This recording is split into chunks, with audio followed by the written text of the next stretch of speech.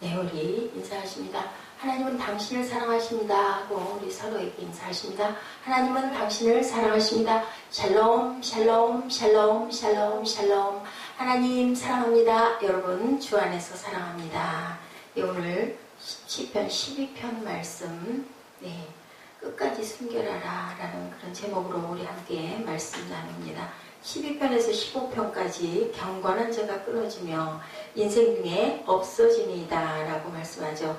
다윗은 악인들의 곳곳에서 날뛰는 현실을 8절에서 고백합니다.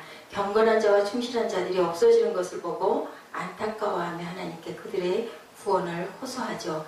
경건 하나님의 뜻대로 행하는 것을 말씀합니다. 요한복음 9장 31절 믿음의 도에 복종하는 것이다.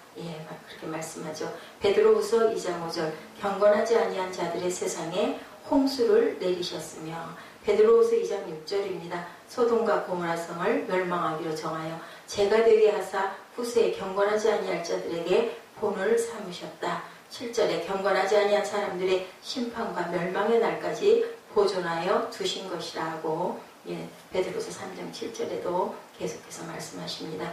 유다서 1장 14, 15절에 이는 무사람을 심판하사 모든 경건하지 않은 일과 또 경건하지 않은 죄인들이 주를 거스러 한 모든 완악한 말로 말미암아 그들을 정죄하려 하심이라고 말씀하죠.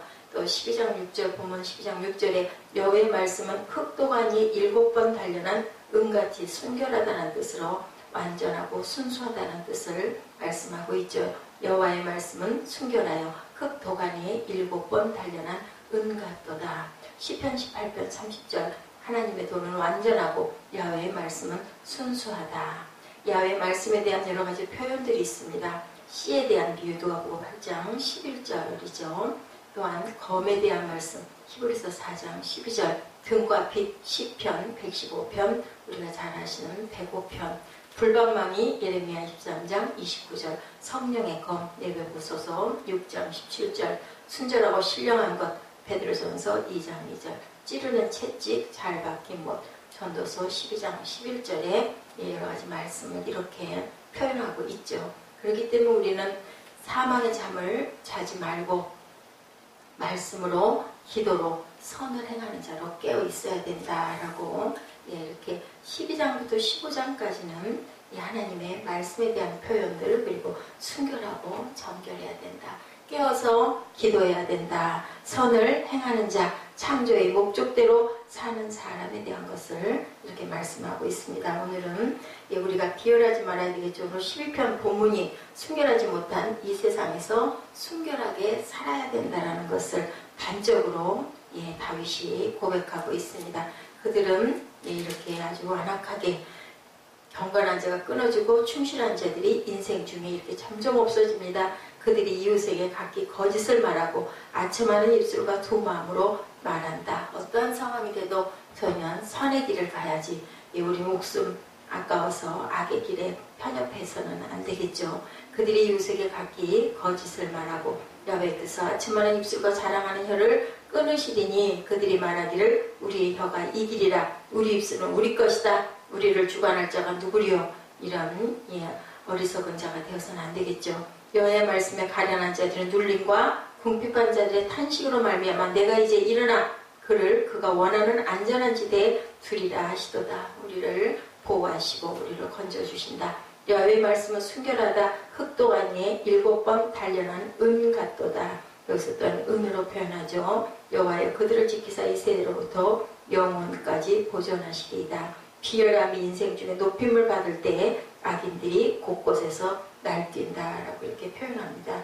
우리가 살고 있는 세상 악이 가득한 세상입니다. 그래서 그 악에 같이 편승하는 게 오히려 선을 이루는 것보다 쉽기 때문에 우리 어제 나눈 말씀 중에서 그저 악하게 내가 성공하는 게 중요하니까 하고 그럼직해 보이고 보암직해 보이고 먹음직해 보이기 때문에 그 길을 가는데 그렇게 되면 남아있는 것은 사망밖에 남는 게 없다. 우리가 이 세상이 끝이 아니죠. 영생의 삶을 살아야 되기 때문에 악한 자가 경건한 자를 이기는 것을 많이 봅니다. 눈두덩이 띵띵 붓도록 너무너무 피둥피둥 살이 찌고 잘 사는 거 보기가 좋아 보이지만 사실은 그것은 멸망으로 가는 길이다.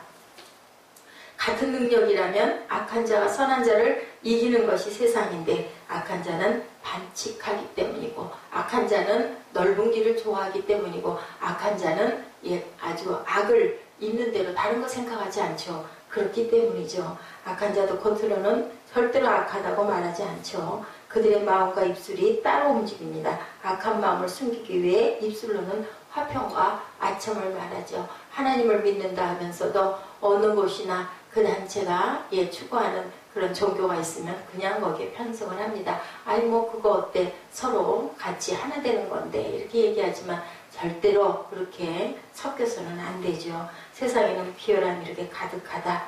비열함이 선한 자를 이긴다라고 생각을 하지만 세상에서 살아남으려면 악해야 산다라고 얘기하지만 사실은 그것은 사는 게 아니라는 것. 그래서 우리는 순결해야 된다. 아무리 악이 선을 이기더라도 하나님의 사람은 악을 도모하거나 그것을 선망해서는 아니 되고 악이 선을 이길 때 선한 사람은 끝까지 선을 행해서 그래서 무저항주의가 이긴다라고 하죠.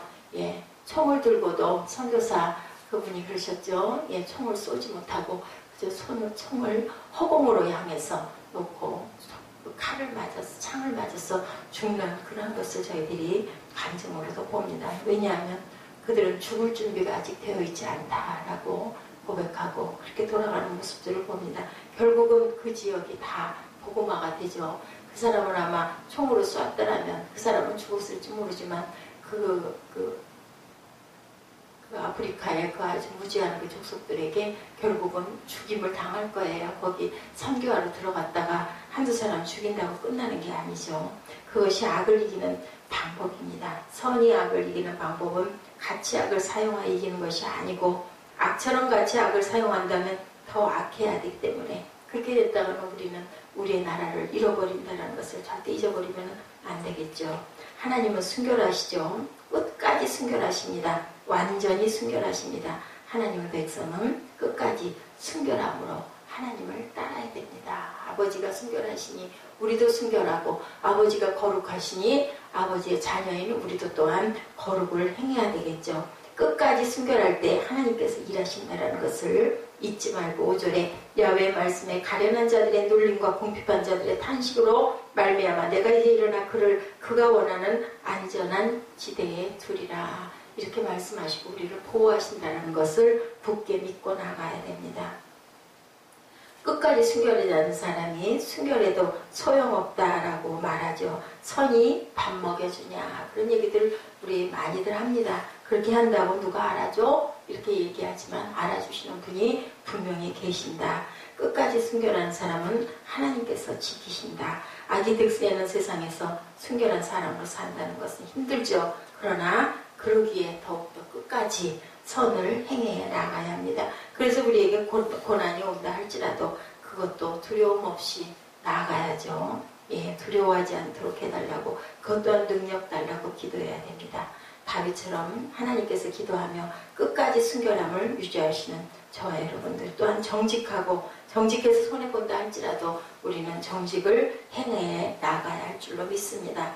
야훼여 도우소서 경건한 자가 끊어지며 충실한 자가 인생교에 없어지도이다. 다윗은 거짓을 말하는 사람들이 득세하는 것을 보고 이렇게 고백합니다. 저희가 이웃에게 각기 거짓을 말하며 아첨하는 입술과 두 마음으로 말하는도다. 본문에서 말하는 거짓은 허황된 모든 것들을 같이 포함하죠. 이웃을 향하여 진실을 나누지 못하고 공허한 거짓을 나눕니다. 겉으로는 아주 친절한 척한데 속으로는 아무 생각하지 않는 거죠. 그냥 그 자리 우리가 이런 악을 많이 보죠. 그래서 속 다르고 겉 다르다라는 얘기를 하는데 우리는 그러지 말아야 되겠죠. 거짓을 말하는 것, 아첨하는 것, 도둑질과 같다. 10계명에 해당하죠. 아첨하는 말도 자기의 마음이 아닌데 자기가 그렇게 생각하고 있는 것처럼 말하는 것, 그것이 선한 마음을 도둑질에 훔쳐가지고 악을 거기에다 심어서 악을 가지고 선한 척하는 것, 도둑질하는 거죠. 거짓으로 성공하는 것은 큰 악이라는 것을 우리가 절대 잊지 말고 진실된 입술로 3절에 야훼께서 모든 아첨하는 입술과 자랑하는 혀를 끊으시니 하나님은 사람들이 그렇게 진실하지 못한 모습으로 사는 것을 절대로 기뻐하지 않으신다라는 거. 여호와의 말씀은 순결하며 흙도 아니 7번 단련한 은 같도다. 하나님은 하나님 자신이 우리를 향하여 순결하게 말씀하셨으니 우리도 또한 순결하게 응답하고 순결하게 살아가야 할 줄로 믿습니다. 하나님은 우리에게 그렇게 진실하게 말씀하셨기 때문에 진실된 마음과 진실된 입술을 우리가 가져야 된다. 야훼 말씀에 가련한 자의 눌림과 궁핍한 자의 탄식을 인하여 내가 이제 일어나 저를 원하는 안전지대에 두리라. 응답이죠. 하나님은 우리가 하나님을 향해 나아갈 때 마음의 중심을 가지고 나아가기를 원하신다. 절대로 중언부언해서는 안 된다. 거짓을 말해서는 안 된다. 그리고 경건해야 된다. 하나님을 향하여 우리는 중언부언하는 것을 탄식해야 되겠죠. 내 중심에 있는 것을 있는 그대로 고백해야 됩니다. 마음에 없는 찬양보다 차라리 마음에 있는 고통의 호소의 기도가 나았다라는 거죠. 하나님께서 탄식을 들으셨다고 말씀하고 계시죠. 진실된 입술을 기뻐하시기 때문이다.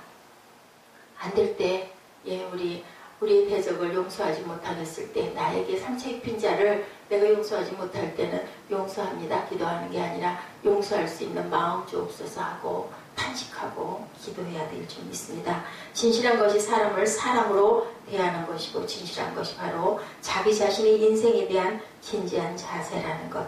진실하지 못했다면 진실하도록 해야 되고 하나님을 향하여 진실하게, 이웃을 향하여 진실하게, 우리가 신실하게 우리 찬양하죠. 이런 마음을 가져야 된다. 그리고 거룩해야 된다. 그리고 또한 겸손해야 된다. 경건해야 된다. 왜요? 하나님께서 그렇게 우리를 만드셨기 때문에 진실한 말과 또한 경건한 마음가짐을 가지고 모양이라도 버리는 저희들 선을 행해 나가는 저와 여러분 되시기를 주님의 이름으로 축복합니다. 기도하시겠습니다.